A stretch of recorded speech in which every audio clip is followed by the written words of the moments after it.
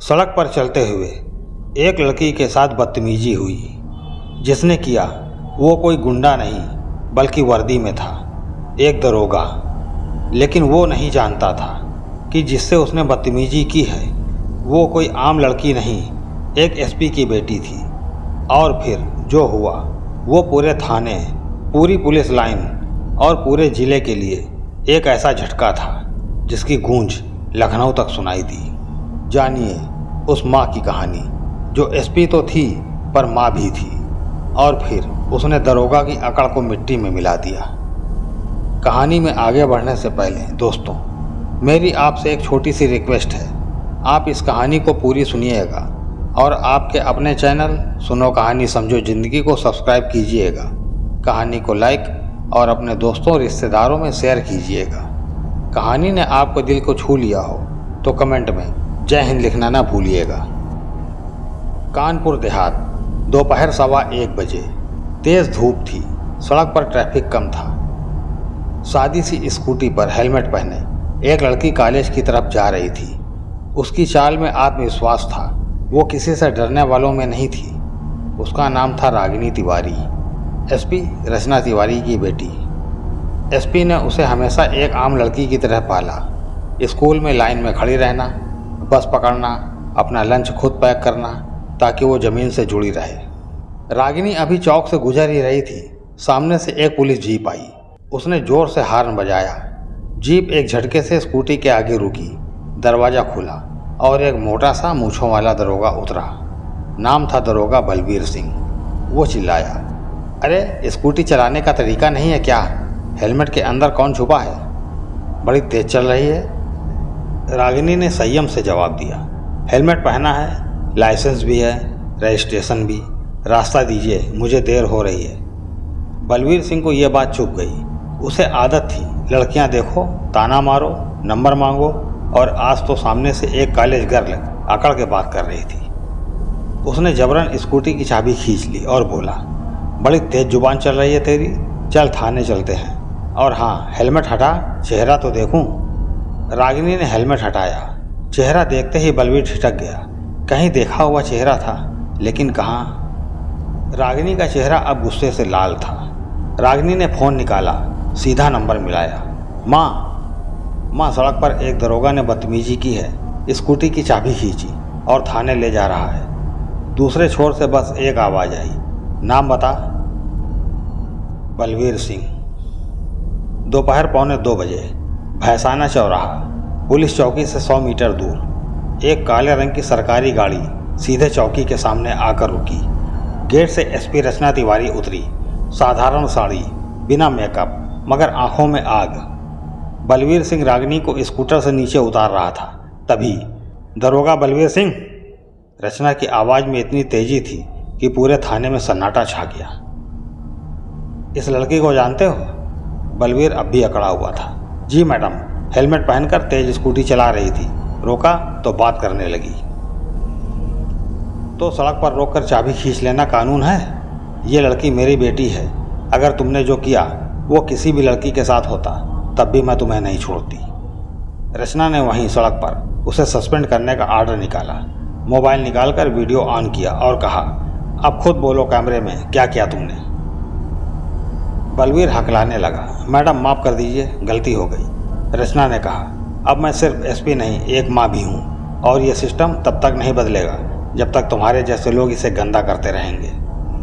अगले दिन अखबारों में छपा, एसपी की बेटी से की बदतमीजी, दरोगा निलंबित, कैमरे में माफ़ी मांगते हुए वीडियो वायरल। एसपी मैडम का गिरफ्तार रूप, सड़क से थाने तक इंसाफ।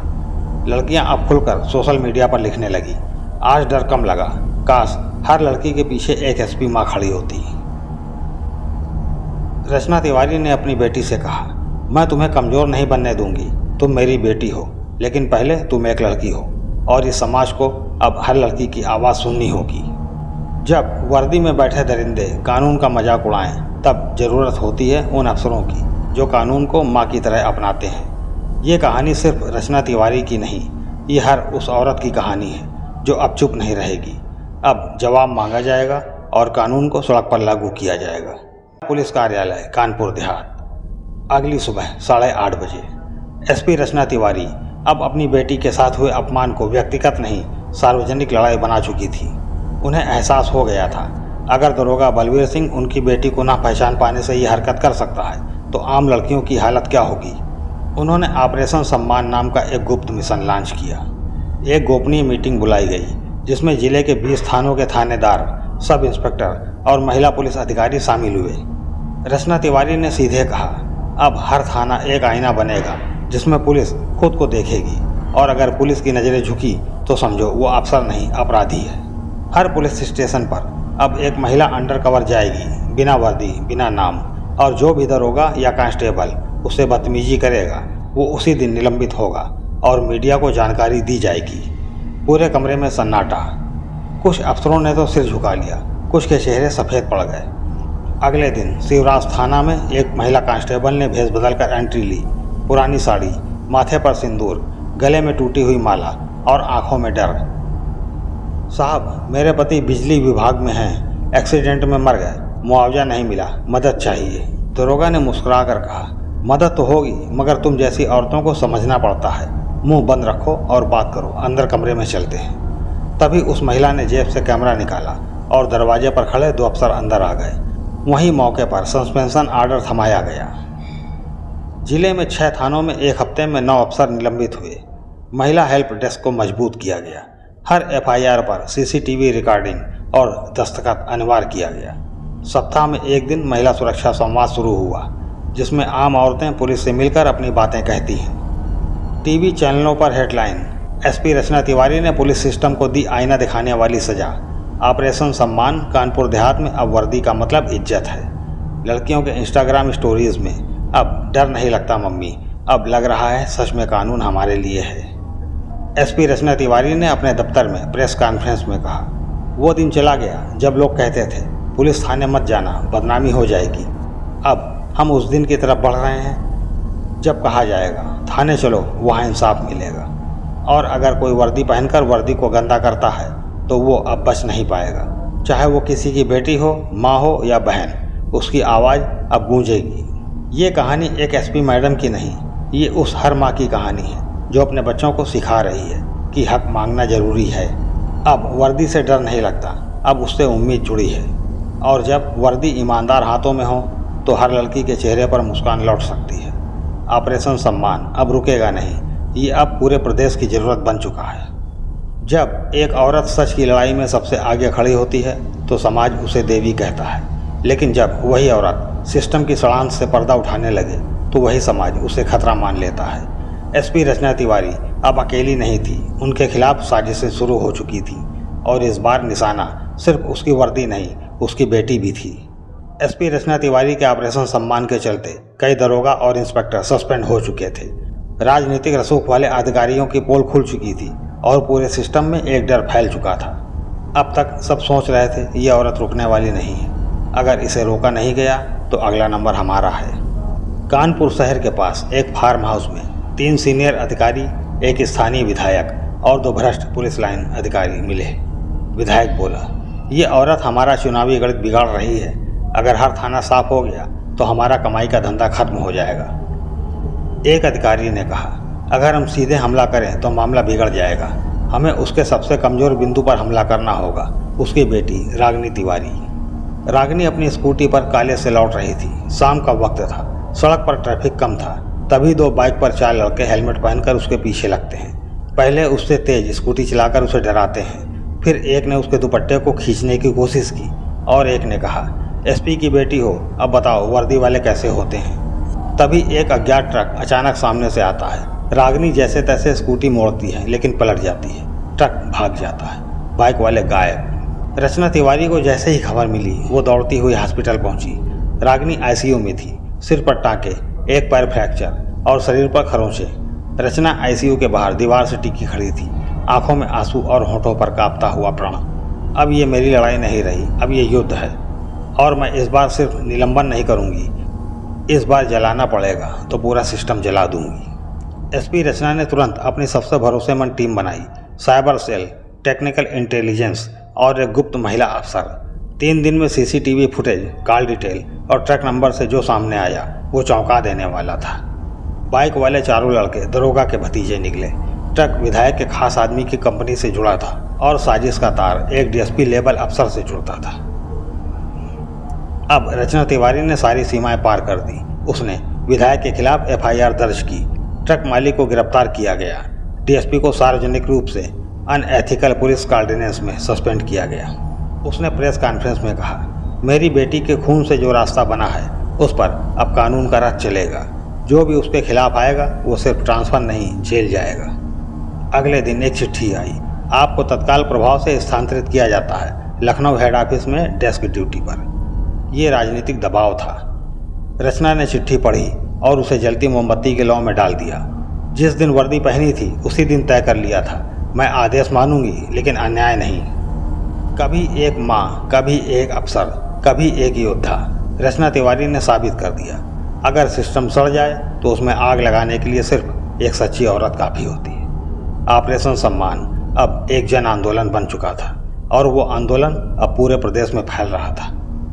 कुछ अफसर सिर्फ डेस्क के लिए नहीं बनते, वो मैदान में खड़े होकर न्याय की लड़ाई लड़ते हैं। जब एसपी रचना तिवारी को सिस्टम ने दबाने के लिए ट्रांसफ़र किया तो उन्होंने आदेश को मानकर कलम पकड़ ली, लेकिन कलम ने एक ऐसा तूफान लिखा कि लखनऊ से लेकर दिल्ली तक कई कुर्सियां कांप गईं। लखनऊ हेड ऑफिस महिला सुरक्षा विभाग सेक्शन बी रचना तिवारी अब एक डेस्क अफसर थी। फाइलें पढ़ना, मीटिंग में बैठना, रिपोर्ट भेजना। लेकिन उन्हें जानने वाले जानते थे वो आग कुर्सी पर नहीं बैठ सकती, वो तो जलती है। ट्रांसफ़र के बाद पहले ही हफ्ते रचना ने आरटीआई के जरिए 4 साल की महिला सुरक्षा रिपोर्ट निकाली। थानों में महिलाओं से जुड़े मामलों के निपटान की दर की जांच शुरू की। हर जिले के पेंडिंग रेप केस की सूची तैयार करवाई। उन्होंने देखा 25% केसों में एफआईआर ही नहीं लिखी गई। 40% मामलों में पीड़िता ने बाद में समझौता कर लिया। कई जिलों में महिला हेल्पलाइन नंबर फर्जी निकले। आरटीआई सेक्शन 4 के तहत विभाग से जवाब तलब किया। महिला आयोग में 15 जिलों के खिलाफ रिपोर्ट दाखिल की। लोकपाल कार्यालय को सरकारी चुप्पी पर लेटर लिखा। राष्ट्रीय मानवाधिकार आयोग को रिपोर्ट भेजी। उनकी रिपोर्ट का शीर्षक था WAR वुमेन अगेंस्ट रोटेनेस, सड़ांत के खिलाफ औरतों का युद्ध। टीवी डिबेट्स, एसपी रचना तिवारी का नया अवतार, डेस्क से चल रही है संवैधानिक क्रांति। ऑपरेशन सम्मान अब आंदोलन बना, क्या लखनऊ सरकार जवाब देगी? इंस्टाग्राम पर viral trend, #SP Rachna fight back, #justice desk revolution, operation Samman returns. Rachna को मुख्यमंत्री कार्यालय से कॉल आया, आपको विभागीय सीमाओं का पालन करना चाहिए, आपकी गतिविधियां सरकार विरोधी लग रही हैं। रचना ने जवाब दिया, मैं विरोध नहीं कर रही, मैं बता रही हूं कि यह सड़ा हुआ तंत्र औरतों की चिताएं जला रहा है और जब सिस्टम जवाब नहीं देता तब संविधान बोलता है। रचना की आरटीआई और रिपोर्टिंग से इतना दबाव बना कि महिला आयोग ने स्पेशल स्टेट जांच कमेटी गठित की। गृह मंत्रालय ने 2 DIG लेवल अधिकारियों से जवाब मांगा और भ्रष्ट अधिकारियों की लिस्ट दिल्ली पहुंची। अब वो अफसर जो कभी रचना का ट्रांसफ़र करवाकर हंसते थे अब खुद डिस्पोजल लिस्ट में आ चुके थे। रचना तिवारी को एक मीटिंग के लिए मुख्यमंत्री भवन बुलाया गया। कमरे में सामने मुख्यमंत्री, 2 मंत्री और मुख्य सचिव बैठे थे। मुख्यमंत्री ने पूछा, आप एक अफसर थी, अब आंदोलन चला रही हैं, क्या ये आचरण के खिलाफ नहीं? रचना ने बेहद शांत स्वर में कहा, मैं आज भी अफसर हूँ, लेकिन अब मैं एक आवाज़ बन चुकी हूँ और आवाज़ों को न ट्रांसफ़र किया जा सकता है, न सस्पेंड और न मिटाया जा सकता है। मुख्यमंत्री ने उनकी फाइल बंद की और धीरे से कहा, हमें आपसे बात करनी होगी विस्तार से, बहुत जल्द। जब एक औरत अपने हक की लड़ाई संविधान से लड़ती है तो सत्ता भी चुपचाप सुनती है। रचना तिवारी अब ना एक एसपी थी ना कोई अधिकारी, वो बन चुकी थी न्याय की प्रतीक, और इस प्रतीक से टकराने वाला हर चेहरा अब खुद कानून की किताब में दर्ज हो रहा था, अपराधी की तरह। जब एक माँ लड़ती है तो वो अपनी बेटी के लिए लड़ती है, लेकिन जब एक औरत पूरे सिस्टम से टकराती है तो वो हर बेटी, हर बहन, हर माँ की आवाज़ बन जाती है। एसपी रचना तिवारी अब एक अफसर नहीं, एक आंदोलन बन चुकी थी और अब वो आंदोलन एक जान बचाने के लिए खुद कोर्ट, मीडिया और राजनीति से भिड़ने वाला था। लखनऊ के पास एक गांव मंधाना, एक 19 साल की कॉलेज गर्ल नेहा यादव का गांव के दबंग विधायक के बेटे ने किडनैप किया और 4 दिन तक जेल की तरह बने फार्म हाउस में रखा और उसके साथ रेप करता रहा। पुलिस ने केस दर्ज नहीं किया। थानेदार ने कहा, बात को बढ़ाओ मत, लड़की खुद चली गई थी। लड़की की माँ एसपी रचना तिवारी के पास पहुंची, रोती हुई, कांपती हुई। मैडम, मेरी बेटी वापस आ गई है, मगर वो अब बोलती नहीं, थर थर कांप रही है। पुलिस कह रही है सब रफा दफा करो, नहीं तो जान चली जाएगी। रचना ने उस माँ का हाथ पकड़ा और कहा, आपकी बेटी अब मेरी बेटी है, और जब एक माँ उठती है तो कोई भी ताकत उसे रोक नहीं सकती। उन्होंने लड़की को एम्स दिल्ली शिफ्ट करवाया। एक न्यायिक मजिस्ट्रेट के सामने 164 CRPC में गवाही दर्ज करवाई। CCTV, DNA, मेडिकल और कॉल रिकॉर्ड इकट्ठा किए गए। 4 महीने केस चला। विधायक के वकील ने कहा, पैसे के लिए झूठा केस है। कोर्ट में 6 गवाह मुकर गए। मीडिया में लड़की के चरित्र पर सवाल उठाए गए, लेकिन रचना तिवारी हर दिन कोर्ट में मौजूद रही, गवाही देने, सबूत देने और पीड़िता के साथ खड़े रहने के लिए। NDTV, ABP, आज तक पर हेडलाइन, SP रचना तिवारी ने फिर किया कमाल, पीड़िता के लिए बन गई ढाल। नेहा केस, अब एक अफसर ने लड़की को न्याय दिलाने की कसम खाई। ट्विटर पर trend, #justice for Neha, #Rachna is the voice, #her fight our fight. 6 महीने बाद कोर्ट का फैसला आया। विधायक का बेटा 2 धाराओं में उम्र कैद की सजा पाया। केस को रेयर ऑफ द रेटेस्ट घोषित किया गया। पीड़िता को 25 लाख मुआवजा और सरकारी नौकरी दी गई। नेहा पहली बार फूट फूट कर रोई, लेकिन अब वो डर के नहीं, इंसाफ के आंसू थे। उस दिन रचना तिवारी ने दिल्ली प्रेस कॉन्फ्रेंस में एक घोषणा की, आज से हम शुरू करते हैं वॉइस फॉर हर, एक राष्ट्रव्यापी मिशन, जहां हर लड़की की बात सुनी जाएगी, हर केस को कोर्ट तक पहुंचाया जाएगा और हर माँ, हर बहन, हर बेटी को बताया जाएगा कि वो अकेली नहीं है। अब हर राज्य में वॉइस फॉर हर टीम बन चुकी थी। हजारों वकील, पुलिस अफसर, डॉक्टर, साइबर एक्सपर्ट जुड़ गए। हर जिले में हेल्पलाइन, मुफ्त लीगल सहायता, महिला सुरक्षा एजुकेशन शुरू हुआ और इस मिशन की ब्रांड एम्बेसडर बनी नेहा यादव। दोस्तों, ये कहानी एक अफसर की नहीं, ये उस आग की कहानी है जो तब उठती है जब एक औरत सिर्फ अपनी नहीं, दूसरों की लड़ाई लड़ने लगती है। रचना तिवारी ने वर्दी पहनी थी, लेकिन जब वर्दी छीनी गई तब उन्होंने आवाज़ को हथियार बना लिया, और जब आवाज़ उठती है तो न सिर्फ कोर्ट हिलता है, बल्कि देश की आत्मा जाग उठती है। अब बताइए दोस्तों, ये कहानी आपको कैसी लगी? अच्छी लगी हो तो लाइक कीजिएगा, अपने दोस्तों और रिश्तेदारों में शेयर कीजिएगा, और हाँ, आपके अपने चैनल सुनो कहानी समझो ज़िंदगी को सब्सक्राइब कर दीजिएगा सर। जय हिंद।